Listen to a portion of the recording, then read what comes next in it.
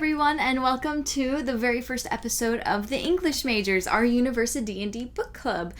Today, I'm joined by Blake Croft, our amazing DM. Pleasure to be here, Kylie.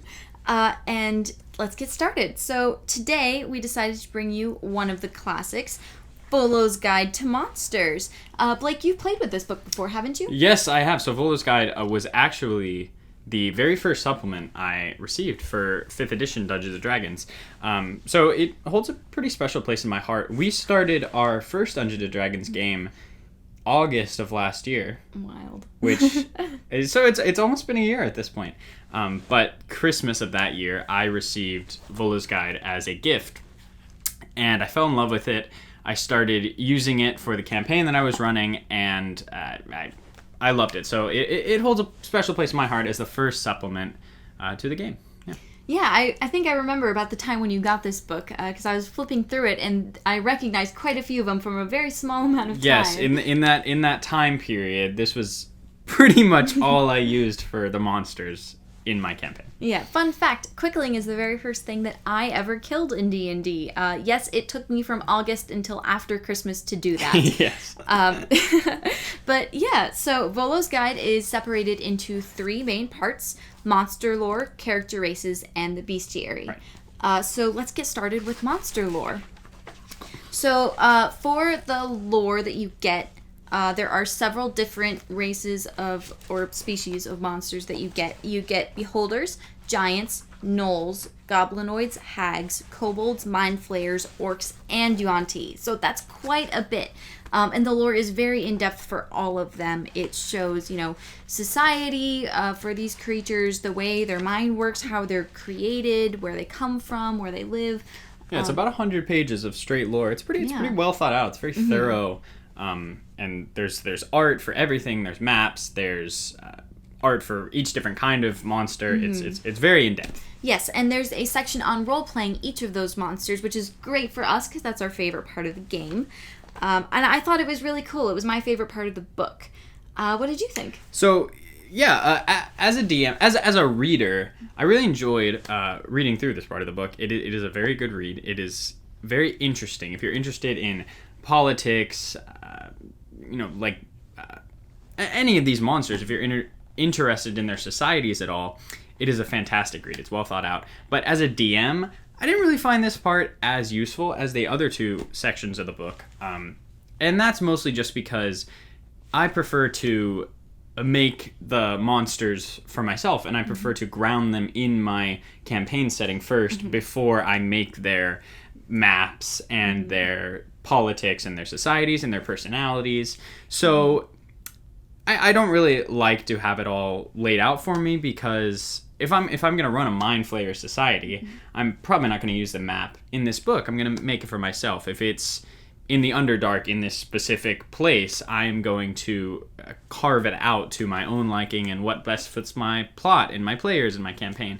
So in that regard, I haven't used this section as much as the other sections. But if you enjoy having that stuff laid out for you, if you enjoy really employing the politics of monsters, and if your players really dive into role-playing with these monsters, it might be the perfect section for you.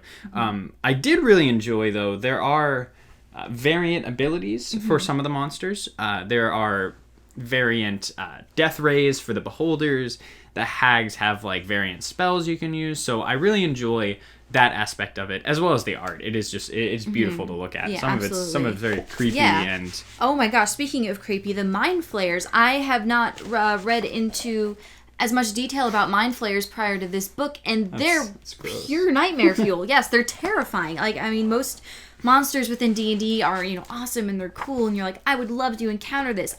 I would love to fight a mind flayer, but I'm terrified for the day that happens. They're so scary. But yeah, the lore is really cool if you like that kind of thing. There are maps laid out and stuff, but as we heard from Blake, sometimes depending on how you like to create your games and how you like things laid out, you may or may not find those useful. But it's a good basis to base things off of. Yeah. So that's the lore. Going on to the next section of the book, we have the character races. There's quite a few in here. You get Aasimar. Hold it up. You get Aasimar, Firbolg, Goliath, Kenku, Lizardfolk, Tabaxi, and Triton, as well as some monster races. That's a lot of big players. Yeah. So these races are just amazing.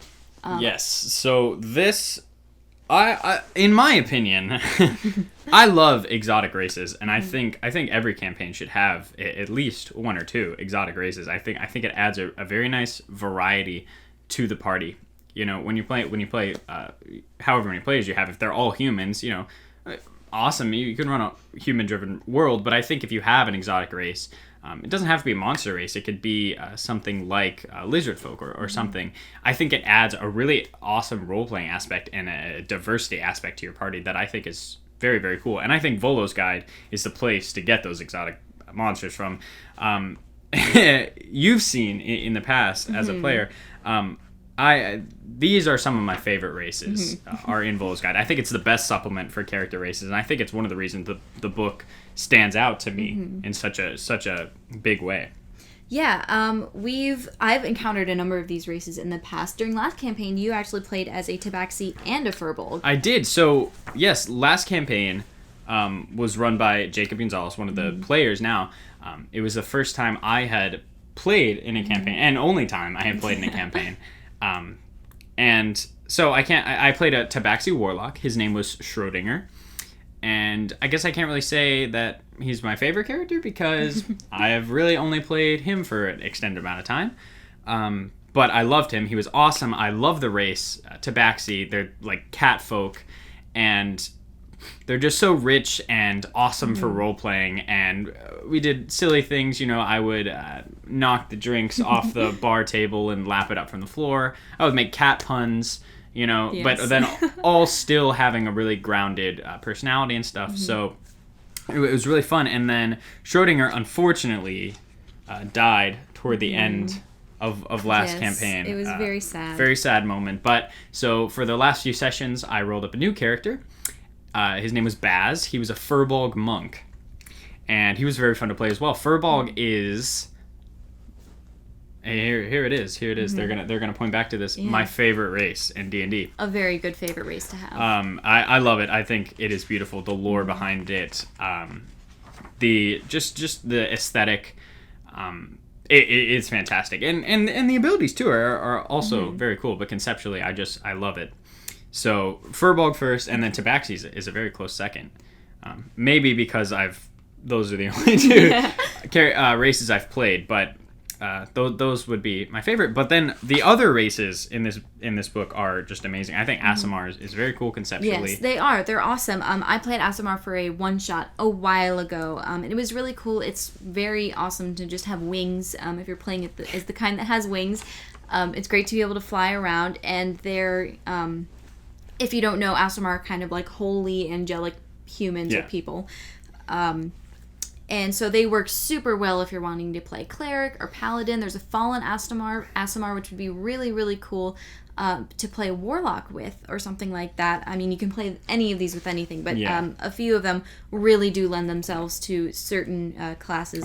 And I forgot to mention Kenku is also one of my favorites. I love the role-playing aspect of not being able to speak. Some people see it as limiting, which I get that. So it's definitely not for everyone. But I think having to formulate sentences based on snippets of information that you've received from other people through this mimicry trait, I think that is role-playing gold. And I think it creates a very original character that most people never play. Yeah, absolutely. Other races we have in here, Goliath is really, really awesome. It works perfectly for Barbarian. Yeah. So that's so great. Lizard folk are so cool. Triton would be excellent for an underwater if you're playing underwater, Triton is perfect. It's awesome. So on to the monster races. Yes. This is a really, really cool thing that Volos has in it. We get Bugbear, Goblin, Hobgoblin, Kobold, Orc, and Yuan-Ti Pureblood, which is on my bucket list. I think it's so awesome to have monsters that have been formulated that you can play them as a player character. You can have societies. It's really great for role playing. And it's not only these monsters. It gives kind of a template to make a player character out of really any monster that you like, which I think is a really cool concept. I think D&D is all about player creativity. So make the character that you want to play, and I think this is a really great template for doing that, and it gives some awesome examples. So I think conceptually, if you wanted to play a monster race, I think that is great, and I think it could be really cool. As a DM, balance-wise, there are a few issues. Like the U1T get the magic resistance trait, which gives you advantage on all spells. It's a little unbalanced, but it states that it is you're playing a monster. So if I were to run a game for a player that wanted to play UNT, I would probably change that trait to be something more like the gnome cunning trait, where you get advantage on some saving throws against spells, rather than all of them. But other than that, it is really cool conceptually, and I think it's a really great template for making other things. Like, as you know, I love myconids, and you all know as well. But there's no race for them, obviously, but I think it would be awesome to make a myconid race and play as a myconid nature cleric. I think it could be really very interesting. Or later on in this book, it mentions the fire newts that have been around since, like, first edition. They're great. They're cute little lizard creatures. I think that would be awesome to play. I think it's great for creativity reasons. Yeah, it's an awesome template to make any kind of monster you want into a fully functioning race that you can play as. You can use it to create an entire world of monsters that maybe don't act like monsters, or maybe they do, and this is just their society, and you play like that. Absolutely for creativity, this is amazing. Yes. The last section of the book, which is also the largest, is the Bestiary. Yeah, it takes about half the book, and it has tons of monsters and creatures. I think the Bestiary is where Volo's Guide really shines. It is primarily a monster supplement, so that makes sense. But I think it has some really great content in there. Yeah, it does, absolutely. There's some really awesome supplements to beholders. You get things like the Death Kiss, which I think is beautiful for a floating eyeball. It's really, really cool. Gazers, which are essentially pet beholders. I mean, imagine the flavor as a character to have a pet beholder. There's some really, really awesome monsters in here as well, which are actually scary, which is so cool. And it's something that you could really use if you were trying to make a more horror-based campaign or anything like that. And there's some other monsters in here which maybe aren't as scary but are just amazing, like the flail snail. How can you not love the flail snail? Love the flail snail. I have used the flail snail, and I would highly recommend. It is the art and the concept, I love it. It's hilarious, and it is still somehow awesome when your players defeat it. Yeah, absolutely.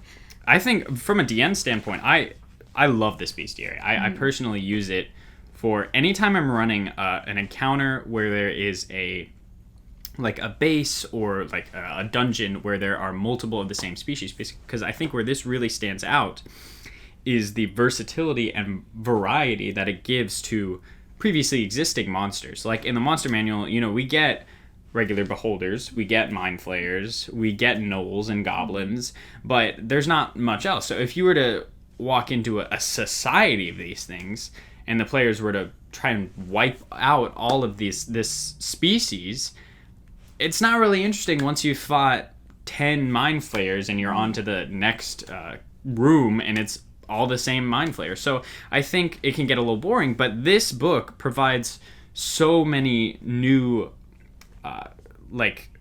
sub monsters of all of those species. Like the gnolls, for example, there's the flind, the hunter, the witherling. There's some really cool stuff in here. The flesh gnawer. They offer really cool hobgoblins and goblins, and the mind flayers, it offers the elder brain and stuff like that. So it can really take a colony of any of these monsters, from good to great and really heighten the play there. And so I think it gives a lot of variety that I have used that a lot, which you have seen in the past. Yeah, and there's also just some really great opportunities for other types of monsters, which are typically very generalized. Like there's several different demons in here. And there's also some really great opportunities for players who may have something like Wild Shape, who get the opportunity to transform into some of these, like dinosaurs. Definitely. There's a ton of dinosaurs in this book, which is awesome, and DM permitting might be canon in your campaign. Yeah. So that's really, really cool. The Bestiary in here is just phenomenal. And I love, as much as I love the varieties of all of these previous existing monsters, I love the standalone monsters that it introduces. I think my favorite my favorite creature in D&D at this point is the Key Rin. I think it is beautiful. The character art. It is beautiful. The lore is amazing, and it is just juicy, and I love it. I love it so much. I also love like the flail still you mentioned, the frog hemoth, stuff like that. They've brought back a ton of monsters from old editions, like the frog hemoth that are classics. The fire newts I mentioned before, love them, and some cute stuff. The Zvarts. The woodwoads from the third edition, and so some really, really, really awesome stuff here that I would definitely, if you're a DM and you feel like the monster manual doesn't have everything you're looking for, I would say for a first supplement, this would be the way to go. Definitely for the Bestiary. So as a dungeon master, I would highly recommend it. Yeah, and as a player, it's really awesome. It's great to familiarize with this kind of stuff anyway, especially as a new player. I definitely found myself most of the time in the campaigns when I encounter a monster, it's the first time, not just for my character, but for myself, that I've ever seen them before, and I don't really know anything about it. And, other people around the table will be, exchanging little fun facts or trying to guesstimate what it might be, or they just know, and that's really, really awesome. It's great to get the lore. It's great to have those extra races, especially as a character, and really play around with those.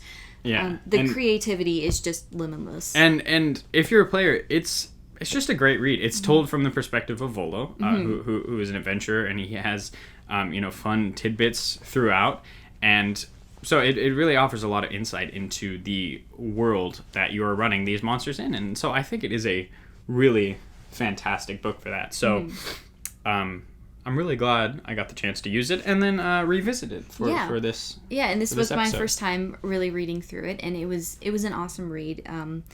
It's great. It keeps your attention. It's very interesting. There's a ton of content in there, so yeah, we highly recommend it. Definitely. Well, thank you so much for joining us for the very first episode of the English Majors. And now it's time to announce what book we will be reading for next episode.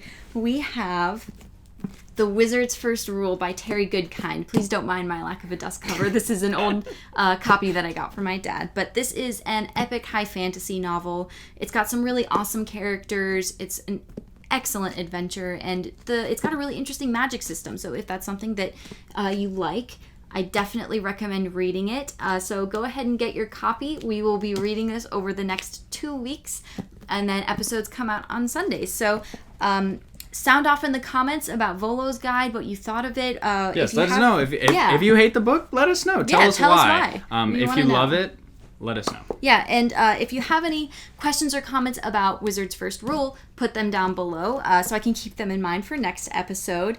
And thank you so much for joining us. Yeah, it was a pleasure to be here. Yeah, this was so much fun. We're so excited for this new series, and make sure to catch the main campaign on Fridays. So thank you so much, and remember, friends who crit together, stick together. Bye-bye!